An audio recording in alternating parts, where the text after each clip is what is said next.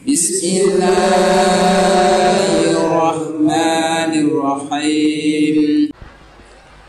Assalamualaikum warahmatullahi wabarakatuh.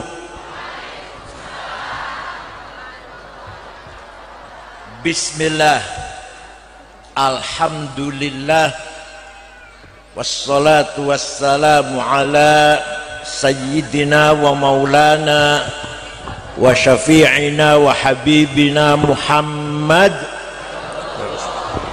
ibn Abdullah wa ala alihi wa sahbihi wa man tabi'a sunnatahu wa jama'atah min yaumina hadza ila yaumil ba'thi wan nahdah.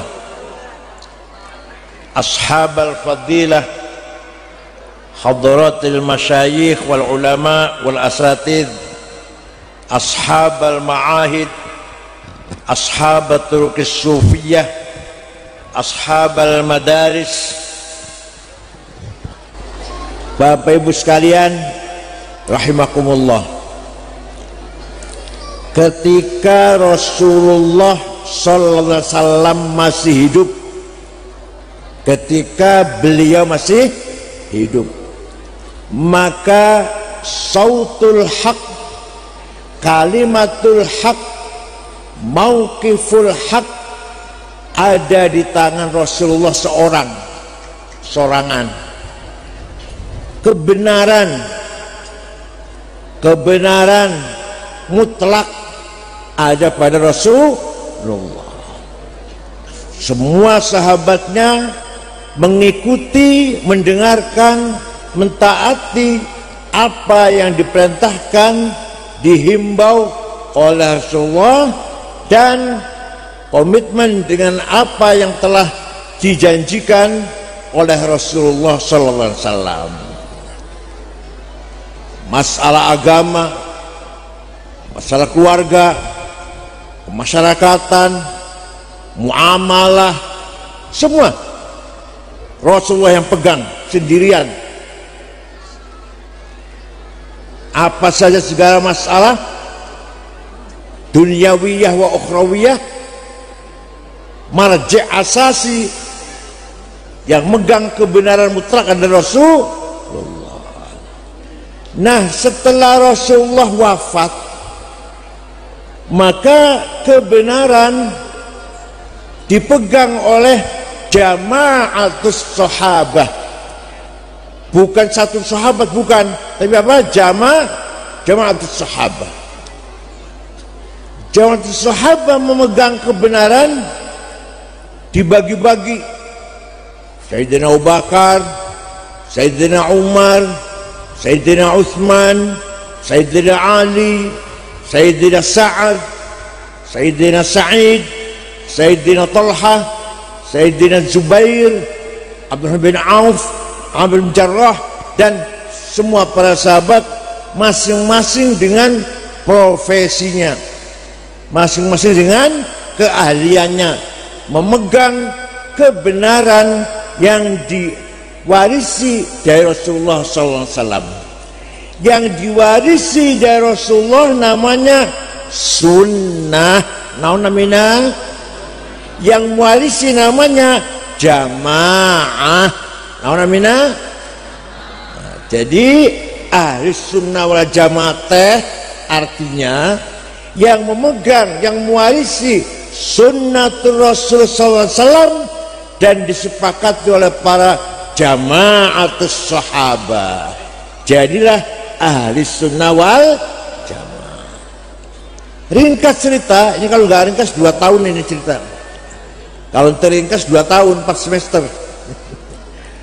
Setelah para sahabat wafat semuanya, para sahabat berjasa besar mengembangkan Islam dari Madinah, dimulai dari Madinah sampai ke Mesir, sampai Libya, Aljazair, Tunis, Maghrib atau Maroko, Islam semua. Ya walaupun masih ada Kristen sedikit. Yang ke timur Yang ke barat tadi sahabat Uqbah bin Nafi, antara lain Amr bin As. Yang ke timur Qutaibah bin Muslim, sampai ke perbatasan India, Afghanistan, Asia Tengah semuanya, Uzbekistan, Tajikistan, Islam semuanya. Itu jasanya para sahabat. Ya. Setelah para sahabat wafat semuanya, nggak ada sahabat, maka yang memegang otorita kebenaran, sautul haq, kalimatul haq, mauqiful haq, khutwatul haq adalah para ulama. Siapa? Masing-masing ulama berjuang membangun kebenaran, mewujudkan konsep-konsep ilmiah agar umat Islam menjadi benar. Mohon maaf, waktu zaman sahabat belum ada ilmu belum ada. Setelah para tabi'in baru ada namanya ilmu. Karena para sahabat sudah benar semua, nggak usah ilmu udah benar. Nggak usah ilmu, nggak usah teori udah benar. Tapi setelah sahabat tidak ada, umat Islam membutuhkan dasar prinsip-prinsip Ahlussunnah wal Jamaah dengan dibangunnya ilmu pengetahuan. Saya mulai cerita. Dulu Al-Quran waktu zaman Rasulullah tidak ditulis. Kenapa? Karena semua sahabat hafal, gak butuh tulisan, gak butuh, hafal semua. Ada sahabat, beberapa sahabat punya tulisan Quran gak lengkap. Ada yang cuma punya tulisan surat Yasin, ada yang punya tulisan surat Baqarah saja, ada yang punya tulisan surat apa. Gak ada sahabat punya tulisan Quran utuh jadi satu, gak ada. Tapi hafal semuanya. Ketika zaman Sayyidina Utsman, dimulai Sayyidina Umar sih, tapi sempurnanya Sayyidina Utsman membentuk tim penulis Al-Quran. Ketuanya namanya sahabat Zaid bin Thabit, anggotanya sahabat Ibnu Mas'ud, Ibnu Abbas, Muawiyah, Sayyidina Ali juga anggota, Ubay bin Ka'ab. Maka tertulisnya Al-Quran dengan utuh dari Al-Fatihah sampai An-Nas. Zaman Sayyidina Utsman. Paham tuh? Kalau hafal semua nggak usah tulisan nggak apa-apa. Ini bapak-bapak ini kalau hafal Quran semua nggak usah tulisan, nggak usah.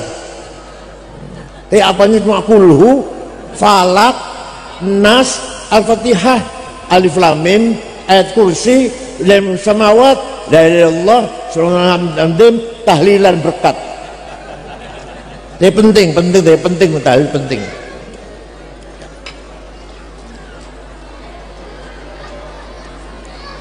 Quran yang ditulis zaman Sayyidina Utsman sempurna dari awal sampai akhir, tapi tulisannya entah sempurna, titik saja nggak ada. Ba, ta, nun, ya sama. Bisa baca nggak? Bisa baca nggak? Ba, ta, nun, ya nggak ada bedanya. Jim, ha, kho, sami. Dal sama, nggak ada titik. Tapi sahabat benar karena sahabat hafal. Nah, setelah banyak orang yang ingin bisa baca Quran, baru ada titik dalam huruf Arab, wad'un nuqat 'alal huruf, yang menggagas bukan sahabat, namanya Imam Abul Aswad Ad-Du'ali, tahun 62 Hijriah. Siapa namanya? Agak sulit ya, biasanya Cecep, Toto, Agus. Baru ada titik. Ba titik satu di bawah, ta titik dua di atas, ta tiga di atas, jim titik di tengah, ha non titik, kho titik di atas, dan seterusnya. Tahun 62 Hijriah baru ada. Sudah ayat titik, masih banyak orang kesulitan baca Al-Quran. Supaya benar bacanya kumaha, supaya benar nih.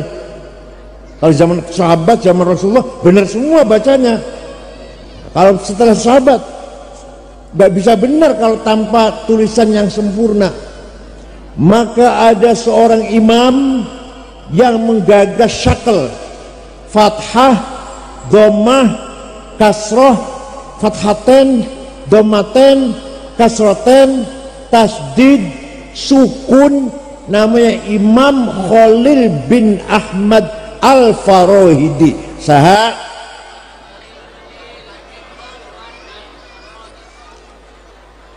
awas kalau poho. Itu tahun 174 Hijriah. Udah mulai gampang baca Quran. Titik ayat, fathah dhammah ayat, gampang sudah. Bacanya masih pada salah. Orang Banyumas, innallaha wasingun ngalim. Kalau panggil saya Kiai Sangit Ngakil. Orang Sunda nggak bisa fa, pa, tap, alun, ya enggak. Maka ada seorang imam yang menggagas ilmu tajwid tilawatil Quran, ilmu yang memperbaiki baca Al-Quran, ilmu tajwid. Baru ada idhar, idgham, ikhfa, iqlab, qalqalah, mad lazim, mad jaiz, huruf halak, huruf mad. Sahanamina imamna namanya Imam Abu Ubaid Qasim bin Salam, tahun 224 Hijriah. 200 tahun, 224 tahun baru ada ilmu tajwid. Sekarang sudah sempurna, ayat titik, ayat harokat, ayat ilmu tajwid. Tinggal rajin baca Quran. Rajin te bangun tidur sebelum lisan untuk ngomong dengan orang, ayo kita baca Quran dulu, walaupun satu halaman, walaupun setengah halaman. Sebelum mulut digunakan ngomong bicara dengan orang, ayo kita baca Al-Quran dulu insyaallah. Yang belum bisa baca Quran walau sudah tua, mangga ngaji, belajar mangga, jangan malu-malu, ayo. Yang sudah tua belum bisa baca Quran dengan benar, anak-anak kecil harus wajib diajari Al-Quran. Walaupun misalkan nggak jadi santri, nggak jadi kiai, SD, SMP, SMA, insinyur misalkan, tapi bisa baca Quran nantinya. Paham te? Nah itu. Dah. Ada lagi, ini jasanya ulama, Bu. Jasanya siapa? Ulama. Ada lagi pada tahun 99 Hijriah banyak hadis palsu. Qala Rasulullah pada bohong, palsu. Tahun 99 Hijriah. Kepentingan politik, ekonomi, kepentingan suku. Maka Khalifah Umar bin Abdul Aziz memanggil ulama namanya Syihabuddin Romahurmuzi. Saha Khalifah Umar, Syekh, bisa nggak bikin ilmu metode menseleksi hadis mana yang benar mana yang palsu lah? Insya Allah siap, bisa. 1 minggu sudah jadi khalifah. Namanya ilmu mustalahul hadis. Hadis sahih syaratnya ada 4, antara murid dan guru ketemu, bukan katanya, bukan, tapi jumpa langsung. Yang kedua, gurunya dhabit, nggak pernah lupa, ingatannya kuat. Yang ketiga, gurunya itu thiqah, nggak pernah nyolong sendal di masjid, apalagi mencuri uang banyak, sendal aja sudah nggak diambil hadisnya. Kalau di kitabnya contohnya nyolong bawang 1 biji. Kalau saya carikan contohnya nyolong sendal masjid lah. Yang keempat, adil. Kalau kelakuannya lempeng, baru hadis ini sahih. Kurang 1 syarat, turun hadis hasan. Kurang 2 syarat, turun dhaif. Dhaifnya mauquf, maqtu, munqati, mursal, muallal, mu'an'an. Paham teh? Jasanya siapa itu? Jasa siapa? Ulama. Jasanya siapa? Sahana mina ulamana.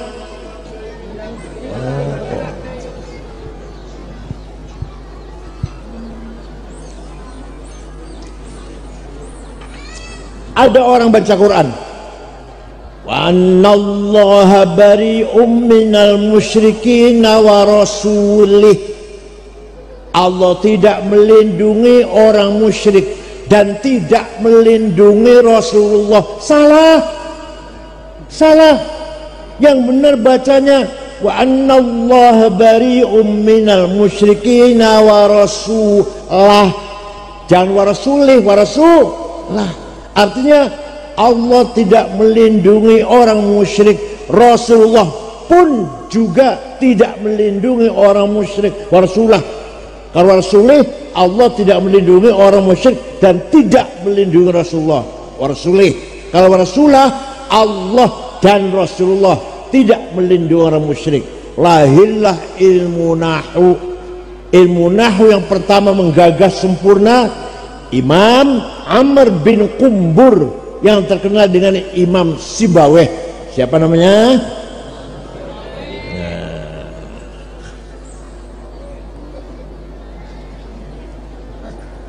Orang pertama kali menggagas tafsir. Sayyidina Ibnu Abbas, sahabat Ibnu Abbas, nulis tafsir tapi sedikit, 2 jilid, comot sana comot sini, nggak sempurna. Yang pertama kali nulis tafsir sempurna dari Al-Fatihah sampai An-Nas 10 jilid, Imam Abu Ja'far Ibnu Jarir At-Tabari.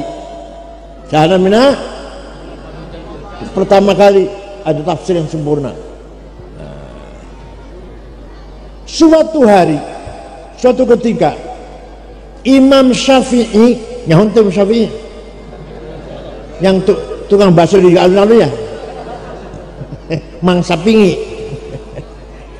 Imam Syafi'i itu nama lengkapnya Abu Abdullah Muhammad bin Idris bin Uthman bin Abbas bin Syafi' bin Musayyab bin Ubaid bin Abdul Yazid bin Abdul Muttalib. Lahir di kota Ghazah yang sedang digempur oleh Israel. Itu lahirnya Imam Syafi'i tahun 150 Hijriah, wafat tahun 204 di Fustot, Kairo, Mesir. Jadi usianya hanya 54 tahun. Usianya hanya 54 tahun. Masih tua saya 71. Jadi ada orang usianya panjang tapi sempit, ada orang usianya pendek tapi jembar. Yang panjang sempit itu cuma 1 lumayan. Kalau pilkada suara 1 lumayan 1 suara. Yang lainnya gak ada gunanya, yang lainnya.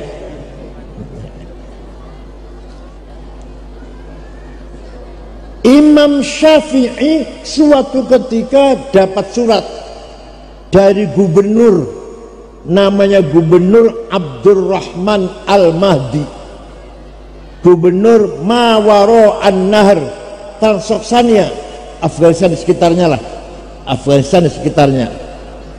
Isinya surat, Syekh, saya ingin paham syariat Islam dengan benar. Imam Syafi'i memanggil muridnya namanya Rabi' bin Sulaiman Al-Muradi. Saha? Rabi' sini, ambil pulpen, ambil kertas, naktub ar-risalah, ayo kita nulis surat. Risalah kan surat, risalah itu surat, membalas gubernur.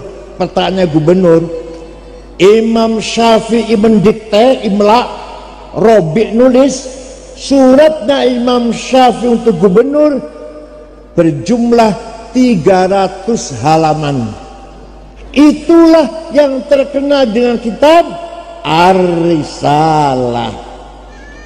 Karena namanya kitab Ar-Risalah, surat. Kumaha isina, naon isina. Ini ringkes saja ya, ringkes ya. Kalau rinci 4 semester, 2 tahun. Kalau rinci. Gubernur, kalau Anda yang paham syariat Islam, pertama harus paham bayan ilahi Al-Quran. Al-Quran teh macam-macam ayatnya, tidak satu tipe. Ada ayat muhkamah yang sudah jelas, gak usah tafsir. Qul huwallahu ahad, Allah maha satu, gak usah tafsir, gak usah. Ada lagi ayat mutasyabihah, remeng-remeng, gak jelas. Aula mastumun nisa, suami istri punya wudhu senggolan batal. Apa senggolan itu? Kata Syafi'i ya senggolan, sengaja nggak sengaja, syahwat nggak syahwat, batal wudhunya. Kata Imam Malik, kalau syahwat batal, kalau nggak syahwat nggak batal. Kata Imam Hambali, kalau saling merangkul, lamasa musyarakah, saling memeluk batal, kalau nggak batal. Kata Imam Hanafi, suami istri punya wudhu, ciuman, sengaja, syahwat, nggak batal, kecuali satu baru batal, yang satu. Paham tuh yang satu? Paham tuh yang satu? Masa nggak paham? Kecuali yang satu baru batal. Selama bukan yang satu, ciuman, pegang-pegang, syahwat, nggak batal wudhunya. Kecuali kalau yang paham kan satu. Oh iya, jangan pura-pura nggak paham.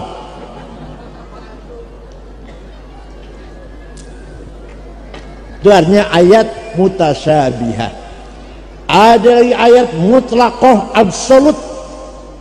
Ati'ullah wa ati'ur rasul. Taat kepada Allah dan taat kepada Rasulullah, absolut, gak bisa ditawar.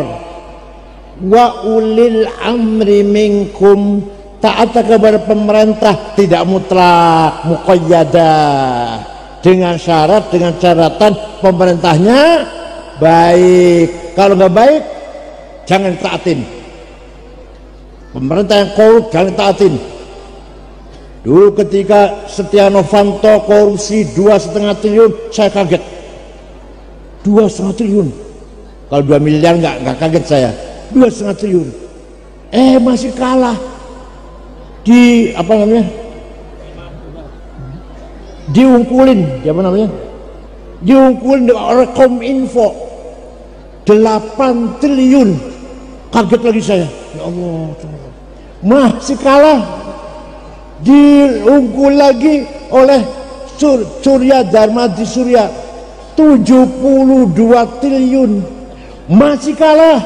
Sekarang ini tambang timah korupsi 330 triliun. Itu kalau untuk beli kerupuk berapa itu? Coba apa pejabat seperti itu harus ditaatin? Taatin jangan itu? Enggak. Wa ulil amri minkum, wajib taat pada pemerintah dengan syarat. Kalau wajib pada Allah dan Rasulullah mutlak. Kalau ini namanya muqayyadah. Paham ter?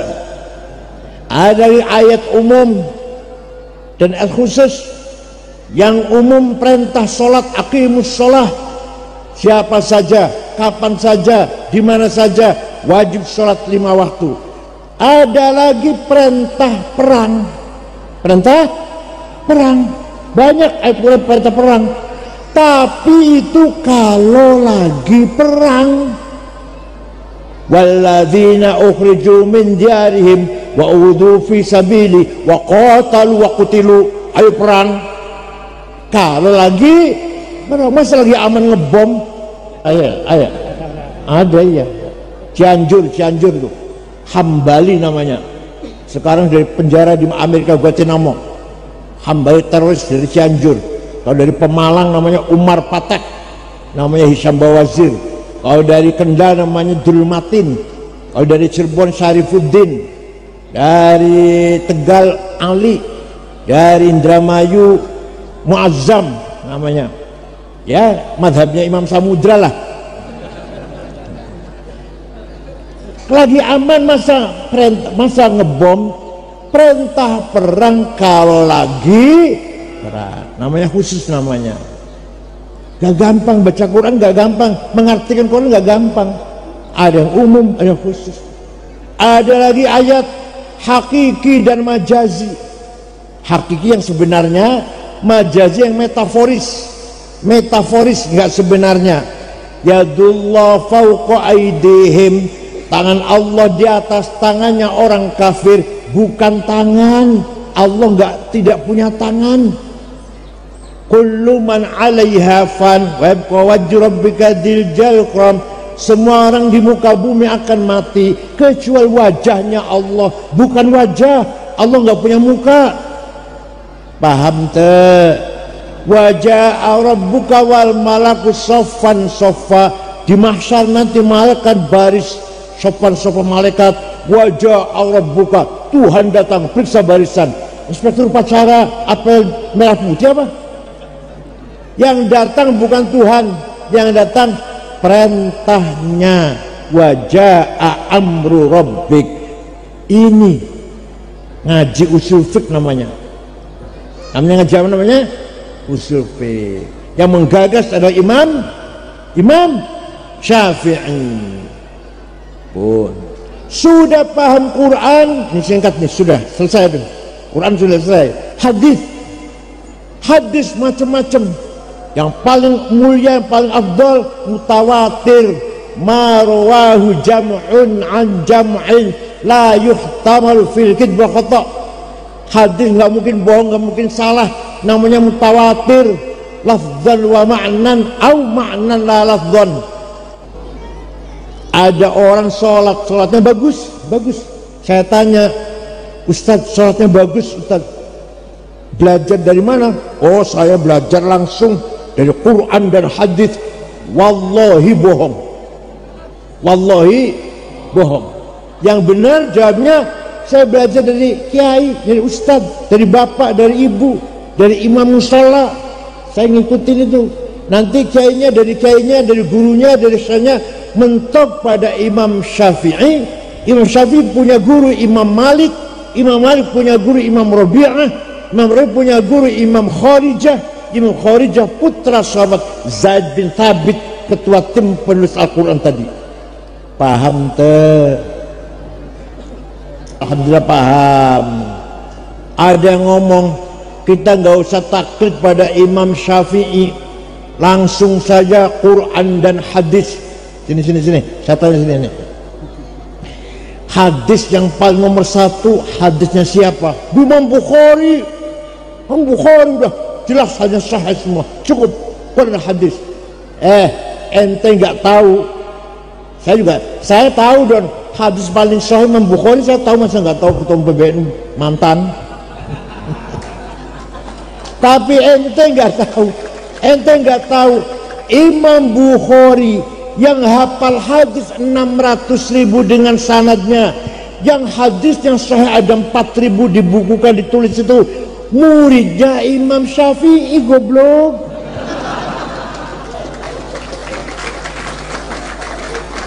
Lihat saja di sampulnya kitab Sahih Al-Bukhari, Jama' wa Tasnif Muhammad bin Ismail Al-Bukhari, Al-Mutawaffa sanata 256, Syafi'iyul madhab.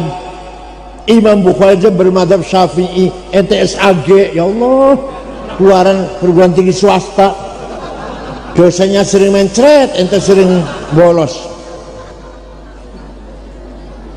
Nah, maka kita alhamdulillah ikut Nahdlatul Ulama. Prinsip syariahnya adalah Quran, hadis, ijma' dan qiyas. Mantap jadi orang NU. Saya nggak maksa. Kalau mau ijtihad sendiri monggo silahkan. Nah, jadi para ulama jasanya luar biasa. Imam Abul Hasan Al-Asy'ari yang wafat tahun 324, gurunya namanya Abu Ali Al-Jubai. Abu Ali gurunya Abu Hashim Al-Jubai.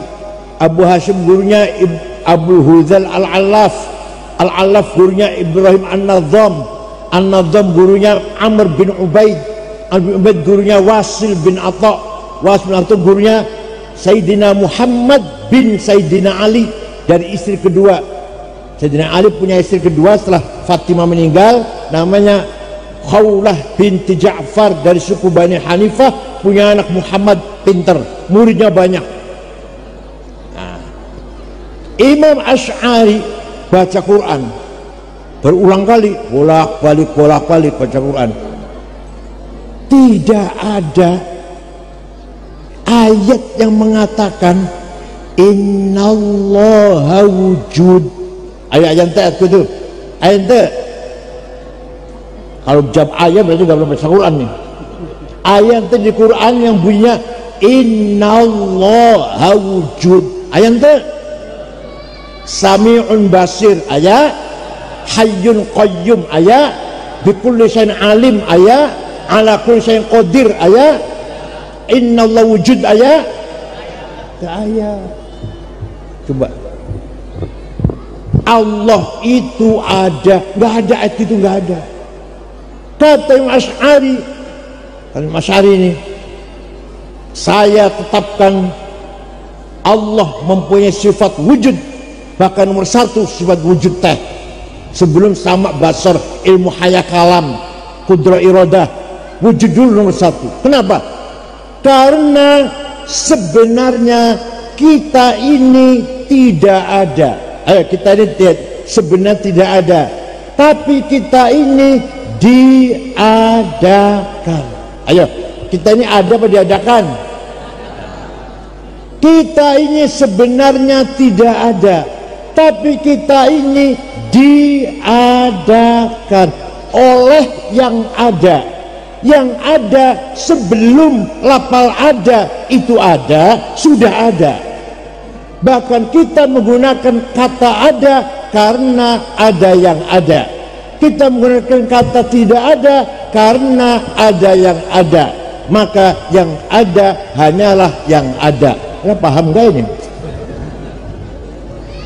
Kita ini sebenarnya, tapi kita ini oleh yang ada sebelum lafal ada itu ada, sudah. Alhamdulillah paham. Ada 3 dhamir pronoun kata ganti bahasa Arab. Aku anak, engkau anta, dia huwa. Silahkan dipakai, silahkan dipakai. Ana Sa'id, ana Ahmad, ana Abu Bakar, misalkan ya. Ana Abdullah, ana Fatimah, ana Maryam, silahkan. Tapi nanti mati semua, mati semua nanti. Tinggal anak satu yang tidak mati. La ilaha illa ana fa'budni. Tidak ada Tuhan kecuali aku. Aku Tuhan, bukan aku Abdullah, bukan aku Ahmad, bukan. Aku siapa? Aku Allah, bukan aku Ahmad, bukan Abu Bakar, bukan. Tidak ada Tuhan kecuali aku. Artinya la wujuda illa ana. Tidak ada yang ada kecuali aku. Artinya la ana illa ana. Tidak ada aku kecuali aku. Paham betul? Paham betul? Tidak ada aku Ahmad, aku Abdullah, aku Abu Bakar. Nggak ada, sudah tinggal aku. Allah. Begitu pula engkau anta dipakai.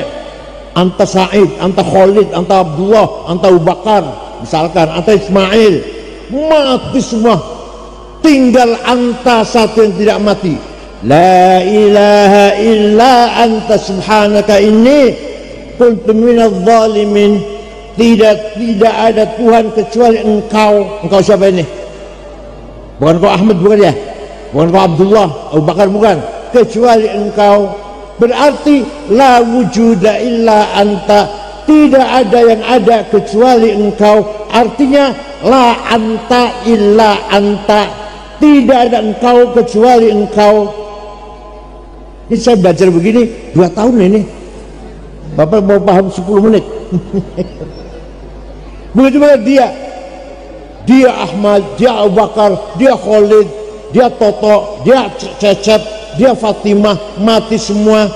Tinggal dia satu yang gak mati. La ilaha illa huwal hayyul qayyum. Tidak ada Tuhan kecuali dia. Artinya la wujuda illa huwa, tidak ada wujud kecuali dia. Artinya la huwa illa huwa, tidak ada dia kecuali dia. Paham te? Alhamdulillah. Ini Imam Asy'ari.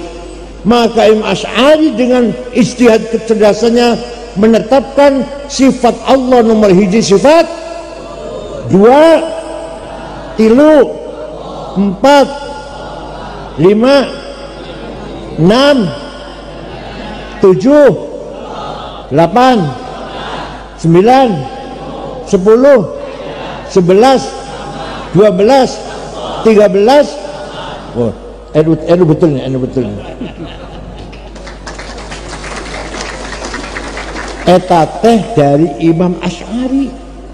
Di Quran teh aya, di hadis teh aya. Allah itu punya sifat yang wajib 20, yang mustahil 20, yang jaiz 1. Para rasul yang wajib 4, yang mustahil 4, yang jaiz. Itu aya. Enggak Quran, enggak hadis itu. Tapi kalau tidak ada Imam Asy'ari, kita enggak tahu eksistensi sifat Allah. Enggak tahu. Berjasa tidak ulama itu? Berjasa tidak? Alhamdulillah berjasa besar. Dah, oleh karena itu alhamdulillah kita warga NU masih ikut ulama. Tanpa ikut ulama, agama Islam kita kosong. Nama doang, perang doang. Namanya siapa? Muhammad bin Abdullah, tapi kosong. Masih mendingan namanya Kampak bin Ganden, tapi pinter. Namanya Muhammad bin Abdullah, tapi bodoh. Muslim, tapi kosong, tambah ilmu. Ini yang tidak boleh kita bayarkan. Oleh karena itu wasatiyah, nah ini di Quran teh tidak ada secara eksplisit ummatan Islamiyah, umat Islam. Ayat dari Quran, ayo baca Quran.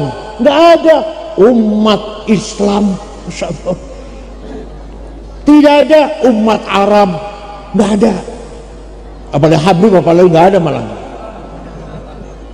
Yang ada wa kadzalika ja'alnakum ummatan wasata litakunu syuhada'a 'alan nas wa yakuna ar-rasulu 'alaikum syahida. Saya jadikan kaum Muhammad dan pengikutmu ummatan wasaton, umat yang keren, umat yang terhormat, umat yang berperan. Litakunu syuhada, agar kamu berperan. Peran apa itu? Syuhudan dinian, peran agama. Syuhudan taqafiyan, peran pendidikan. Syuhudan hadarian, peran kesejahteraan. Syuhudan istimaiyan, peran kemasyarakatan. Syuhudan insanian, peran kemanusiaan. Orang Islam harus berperan. Orang NU harus berperan di Quran. Maka namanya umatan wasaton. Tanpa ilmu nggak mungkin wasatiyah. Kalau nggak wasatiyah gampang, tinggal takbir, udah selesai itu udah. Nggak usah ilmu, tinggal takbir, bawa pendung sweeping, udah. Atau liberal, nggak usah sholat, nggak wajib sholat teh, nggak usah puasa, nggak wajib puasa teh, itu namanya liberal. Tapi wasatiyah membutuhkan kecerdasan. Oleh karena itu pendidikan terutama harus kita dukung, harus kita dorong. Bukan hanya ilmu tertentu, semua ilmu. Jurnalistik, digital, di samping tafsir hadis, fikih, di samping itu harus ada sejarah dunia, bukan sejarah Islam. harus ada, supaya kita tahu mengapa negara ini begini, tidak lepas dari sejarahnya. Mengapa Eropa seperti itu, mengapa Amerika seperti itu, mengapa Arab seperti itu, mengapa Indonesia seperti ini, tidak lepas dari sejarah masa lalunya. Mengapa kita begini sekarang, masa lalu kita ada, gak bisa lepas dari sejarah. Oleh karena itu harus melengkapi kebutuhan tantangan zaman, harus semuanya. Misalkan baca Fathul Mu'in, ada yang bilang Fathul Mu'in kalau dibaca gak cocok dengan zaman sekarang, kitab kuno itu gak relevan karena ente gak bisa baca. Coba saya baca, coba saya yang baca. Faslun fil jihadi wa huwa fardu kifayatin marratan fi kulli am wa anwa'uhu arba'atun itsbatu wujudillah wa iqamatu syariatillah wal qitalu fi sabilillah wa daf'u darari ma'sumin musliman kana aw ghaira muslim bil it'ami wal iksa'i wal iskani wa thamanid dawa'i wa ujratit tamrid. Kitab kuning ini, pasal ini menjelaskan jihad. Jihad nomor 1 bukan ngebom, bukan. Itsbatu wujudillah ay iqamat hujajin diniyatin naqliyatan kanat au aqliyah nitsbatu wujudis sani'.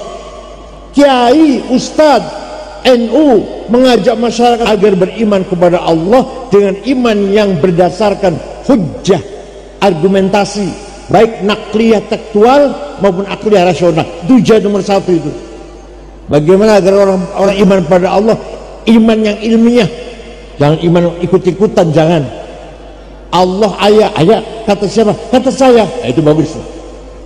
Allah ada 1, kata siapa? Kata saya. Itu keyakinan saya kok. Jangan bilang kata kiai, belum yakin kalau gitu. Allah ada enggak? Kata siapa? Nah gitu, baru bermutu itu namanya. Malaikat ada enggak? Kata siapa? Wahyu ada enggak? Kata siapa? Hari kiamat ada enggak? Kata siapa? Qada-qadar ada enggak? Kata siapa? Jangan kata kiai. Nanti namanya belum beralasan namanya. Kalau kata kiai masih katanya nanti.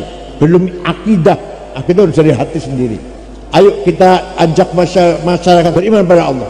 Yang kedua, iqamatus syariatillah, salat 5 waktu, puasa Ramadan, zakat, haji, umrah, itu semua dalam rangka jihad fi sabilillah. Rajin salat 5 kali berjamaah itu jihad. Rajin puasa Ramadan itu jihad. Zakat dengan benar itu jihad. Haji umrah itu jihad. Yang ketiga, wal qital fi sabilillah. Bila perlu kita diserang harus siap melawan musuh-musuh kita. Maka TNI harus kuat, negara harus kuat TNI-nya dalam rangka jihad fi sabilillah, mempertahankan keutuhan negara kita. Nomor 4, wadaf udarari ma'sumin musliman kana au ghaira muslim. Pemerintah wajib memberi perlindungan kepada warga masyarakat muslim atau non muslim, Islam, Kristen, Katolik, Buddha, Hindu, Konghucu, asalkan maksum, orang baik-baik, bukan penjahat, bukan pembunuh, bukan perampok, bukan bos judi, bukan bos narkoba, bukan bos pijet. Adakah bos judi? Orang baik-baik harus dilindungi, muslim atau non muslim. Kata Fathul Mu'in itu, kata Fathul Mu'in, kitab kuning, kitab kuno. Dilindunginya dengan apa? Bil it'ami, cukup pangan. Masyarakat muslim atau non muslim harus makan semuanya. Ada enggak yang kelaparan? Ada enggak? Ada enggak? Dan makannya harus bergizi, protein. Sarapan pagi telur, susu, jahe merah, madu. Itu jangan ikan apa, nasi goreng wadang teh. Nasi sudah basi, digoreng. semai ampas kelapa, insya Allah kelapa sudah diperes masih dimakan, nggak mutu itu makan tuh. Makan siang ikan mas dengan sayur, makan malam pupuk paha ayam dengan sayur, sehat itu nanti. Telur, daging, ikan, ayam, itu ya. Jangan sampai ada kelaparan. Kalau ada orang mati karena tidak makan, dosa semua ini. Dosa semua. Nomor satu yang paling dosa bupati. Nomor dua ketua DPRD. Nomor 3 Kapolres. Nomor 14 ketua NU.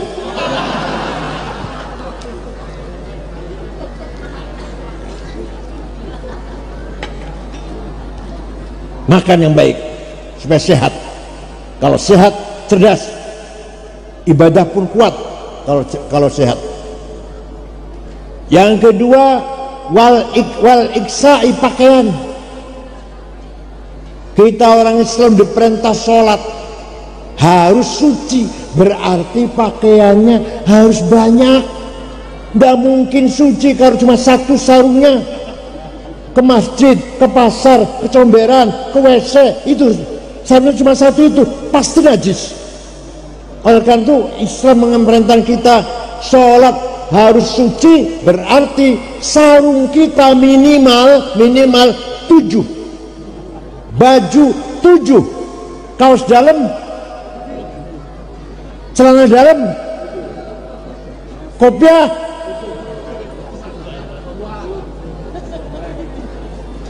harus. Rasulullah SAW melarang orang habis makan bawang merah sholat di masjid jamaah karena baunya nggak enak. Kalau sekarang pete kalau di kita lah. Rasulullah nggak tahu pete, tahunya bawang merah, tahunya di Arab nggak ada pete. Itu apa artinya? Artinya agama Islam memerintahkan kita umat Islam harus baunya harum, tidak boleh bau nggak enak. Mau sholat Jumat mandi yang bersih, pakai minyak wanginya sebotol 7,5 juta, atau Bon 9 5 juta, Bulgari 4,5 juta, Jo Malone 3,5 juta. Jangan misik, ya Allah, misik 5.000 10 gram.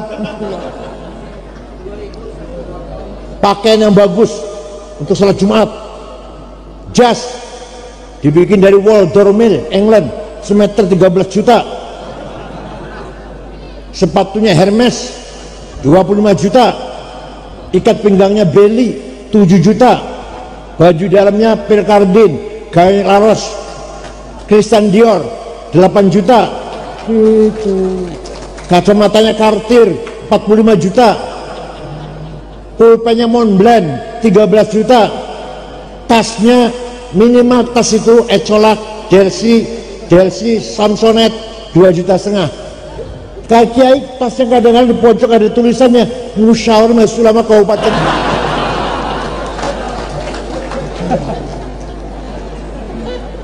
Sandalnya Lili, Masya Allah.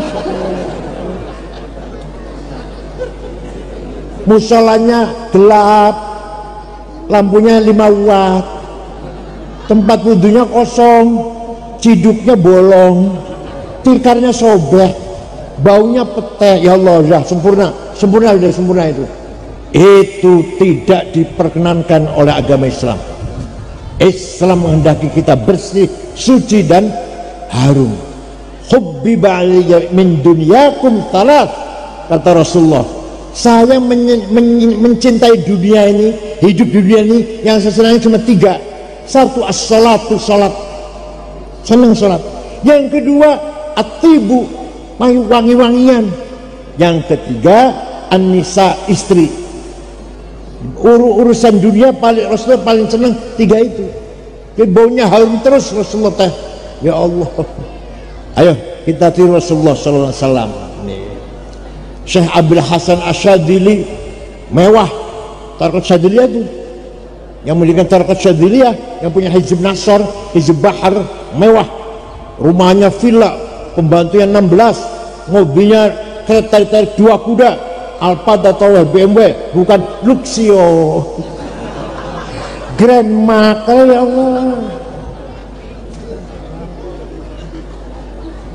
ada yang nanya, Syekh,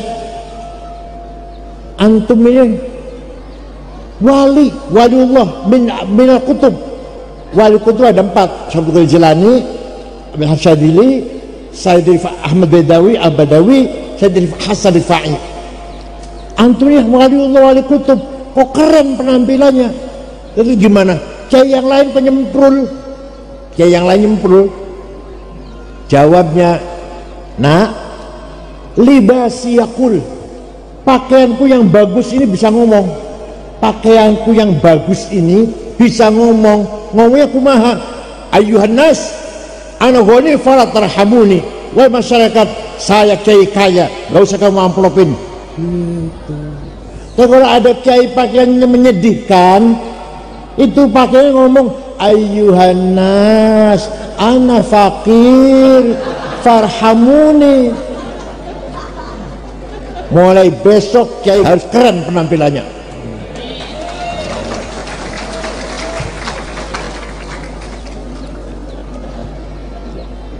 Sayyidina Utsman kaya, Sayyidina Utsman sahabat kaya, pernah sedekah gandum diangkut 700 gerobak.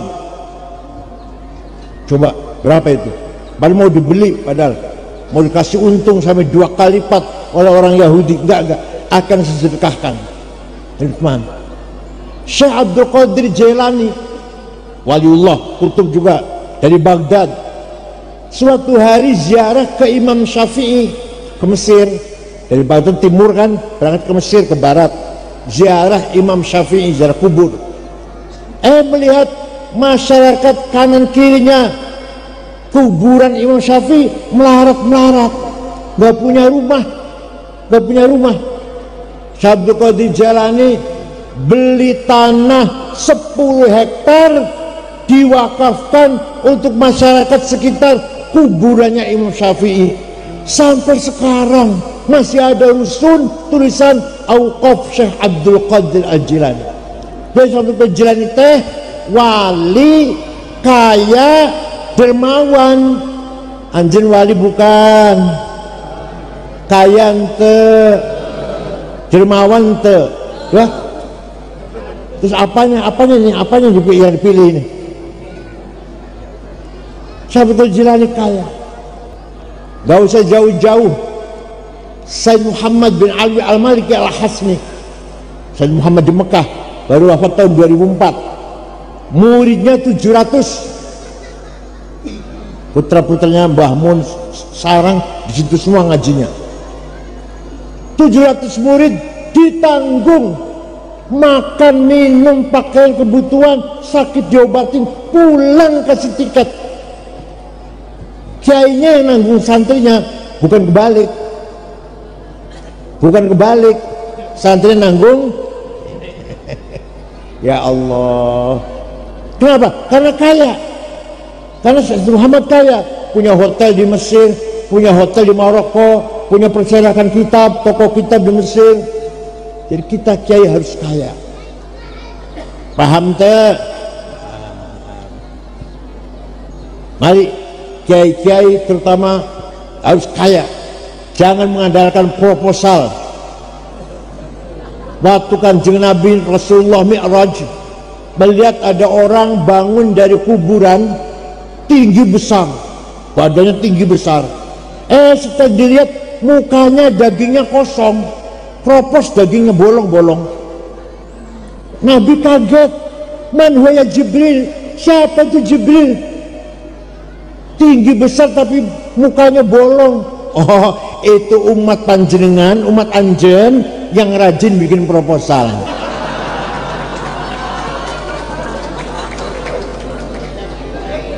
Nanti bangun dari kuburan mukanya bolong nanti. Ya harus mandiri.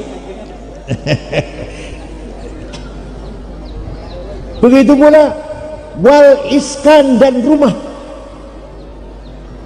Orang muslim non muslim asal untuk baik-baik harus punya rumah yang layak untuk ibadah.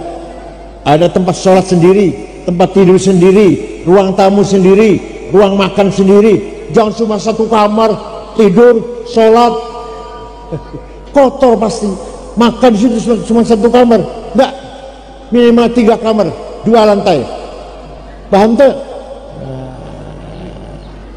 Nah, itu semua namanya jihad fi sabilillah wa thamanid dawa'i, dan bisa menebus obat-obatan, ada BPJS, wa ujrat tamrin, dan biaya rumah sakit, operasi, ronsen, dan seterusnya, mampu melakukan itu semua.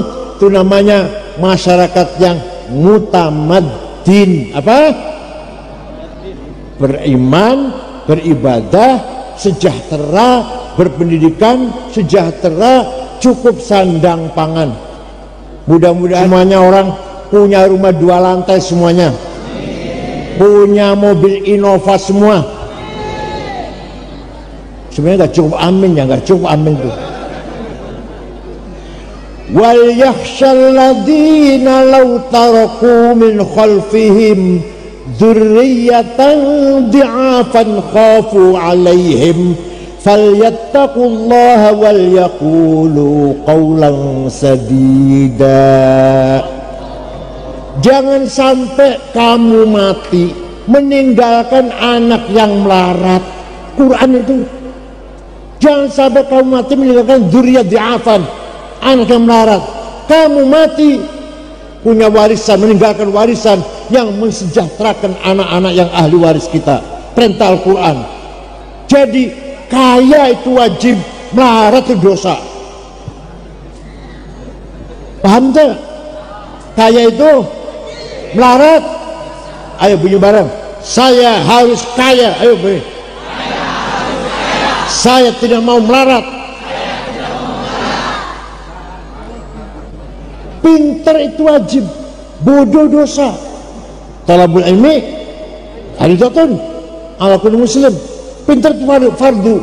Setiap orang wajib pintar, wajib berilmu. Jadi kalau orang bodoh berarti dosa. Pinter itu wajib, bodoh dosa. Menang itu wajib, kalah itu dosa. Wala tahinu wala tahzanu wa antumul a'laun in kuntum mu'minin. Jangan kalah, jangan di bawah, kamu harus di atas. Antumul a'laun, kamu harus menang di atas. In kuntum mu'minin, kalau kamu benar-benar orang beriman kepada Allah. Kita kalahan insyaallah. Saya lihat orang kaya 50 di Indonesia, daftarnya nomor 1 Prayogo Pangestu, uangnya 1150 triliun. Nomor 2 Hartono, Budi Hartono yang punya BCA, punya Rokok Jarum 900 triliun. Nomor 3 Antoni Salim, Om Eka Cipta Sinarmas 700 triliun. Om Lim, Antoni Salim 400 triliun. Nomor 6 orang Islam, Khairul Tanjung nomor 6. Nomor 39 orang Islam, Haji Rashid nomor 39. Nomor 40 orang Islam, Muhammad Bayu orang Islam. Saya cari namanya Solikin, Jumadi, Zulkifli, nggak ada. Namanya Hartono lah, Eka Cipta, Prayogo Pangestu, nggak ada nama Madrais, nggak ada. Dosa itu, dosa. Walaqad katabna fi zaburi min ba'di dzikr annal arda yarithuha ibadiyas salihun. Kata Allah, kekayaan alam ini, emas, berlian, uranium, barium, timah, boksit, mangan, granit, batu bara, nikel, untuk hamba-hambaku yang soleh. Ternyata yang pegang tambang tidak ada orang soleh, tidak ada orang soleh. Paham te? Dosa enggak kita? Kita dosa enggak itu? dosa, melarat itu dosa, kalah itu dosa, bodoh itu dosa. Ayo kita hilangkan dosa kita.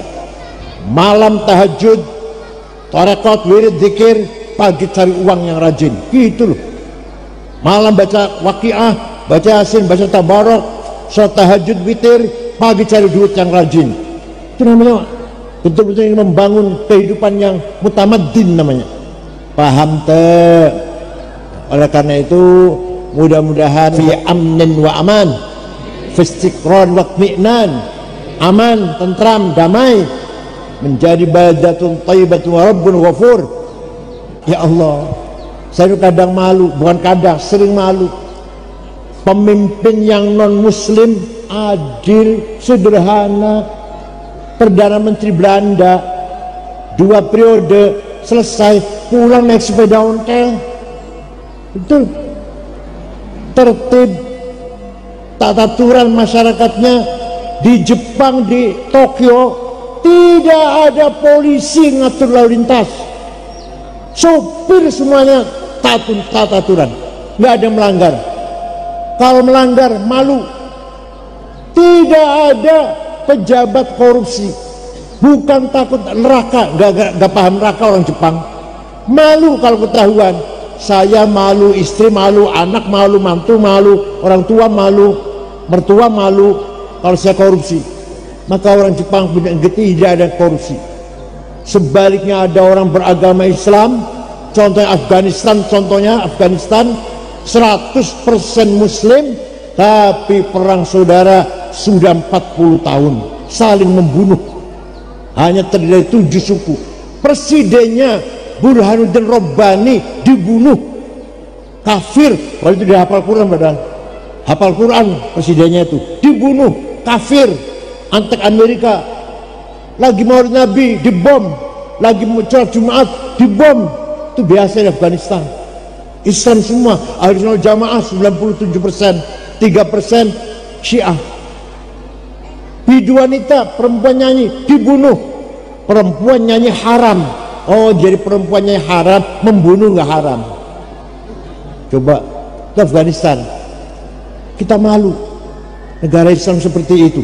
Belum Yaman, Libya, Suriah, nggak pernah aman, nggak pernah diem, perang saudara terus menerus. Libanon, ya Allah, alhamdulillah Indonesia fi amnin wa aman. Walaupun pemilu pilpres ya ada panas sedikit, ada panas lah, selesai ya sudah, kita terima hasil pemilihan umum. Presiden kita nanti Jenderal Purnawirawan Prabowo Subianto dengan wakilnya Gus Gibran. Hari kita terima semua. Wa innamal umamul akhlaqu ma baqiyat fa inhum dhahabat akhlaquhum dhahabu. Martabat kita adalah akhlaknya, bukan agamanya. Yang mengangkat derajat kita adalah akhlakul karimah kita. Saya pernah pergi ke negara Mali, Afrika Barat, Mali teh 23 jam dengan 6 ormas NU Muhammadiyah, PUI, Perti. Di ibu kota Mali, Tembakto, tidak ada rumah dikunci pintunya, tidak ada rumah ditutup jendelanya, sepeda motor ditinggal di halaman, kuncinya masih gantung. Coba kira-kira gimana kalau sepeda motor di halaman kuncinya masih gantung, gimana? Balik Islam semua udah ya, balik Islam semua ini bukan masalah agama, masalah akhlak masalahnya. Saya pernah pergi ke Australia tahun 2010, Australia dengan istri saya, muter-muter 6 kota ceramah. Terakhir di ibu kota Sydney, karena besok mau pulang, ceramah di masjid di situ. Selesai ceramah, beli oleh-oleh, dapat 2 kardus, kaos lah, kaos, celana, oleh-oleh untuk oleh-oleh anak-anak. Bawa ke hotel, beresin. Ternyata HP saya hilang. Saya cari kemana-mana hilang. Ya sudah, hilangnya sudah. Besok beli lagi di Jakarta. Setengah 10 saya mau tidur, ada orang ngetok pintu. Saya buka, pegawai hotel, dengan ada orang satu mengembalikan HP saya. HP bapak ketinggalan di toko saya. Ayo kira-kira HP ketinggalan di warung,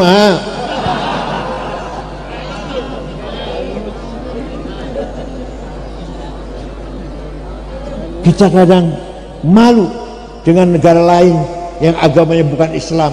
Swedia, Switzerland, New Zealand aman, tentram, bersih, tertib, puntung rokok satu pun gak ada di jalan. Kita malu, insya Allah. Pemerintahnya adil, gak ada yang korupsi, hukum tegak, semua sadar hukum, sadar aturan. Ya Allah, kapan kita seperti itu ya? Ayo dicoba nanti malam sepeda motor jangan masuk rumah, coba. Rasulullah dipuji oleh Allah bukan gantengnya, gagahnya, nggak ada. Allah tidak muji Rasulullah, kamu ganteng, kamu tampan, kamu gagah, tidak. Kamu pinter, kamu sukses, enggak. Tapi yang dipuji adalah wa innaka ala khuluqin azim, engkau sungguh orang berakhlak mulia. Kalau kita ingin dipuji Allah, bukan ganteng, bukan kaya, bukan pinternya, tapi akhlak kita mulia, Allah pun akan memuji kita. Itu ya. Saya kira itu saja. Mudah-mudahan ada manfaatnya. Lain kali bisa ketemu lagi dan kita sambung lagi. Syukron wa dumtum fil khair barakati wan najah. Wallahu lakum at-thariq. Wassalamualaikum warahmatullahi wabarakatuh.